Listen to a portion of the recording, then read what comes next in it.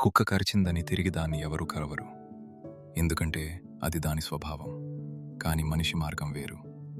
జీవితంలో ఎవరైనా తప్పు చేసినప్పుడు, అబద్ధం చెప్పినప్పుడు లేదా వెన్నుపోటు పొడిచినప్పుడు వారి స్థాయికి దిగజారి ప్రతీకారం తీర్చుకోవాల్సిన అవసరం లేదు.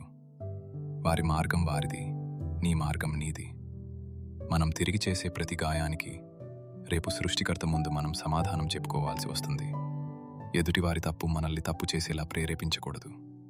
మరి మనల్ని బాధపెట్టిన వారి పరిస్థితి ఏంటి? ఆకాశమంత ఎత్తులో ఉన్నవారైనా, తాము ఎవరికీ లొంగము అనుకునే శక్తివంతులైనా ఒకరోజు మోకాళ్ల మీద వంగాల్సిందే.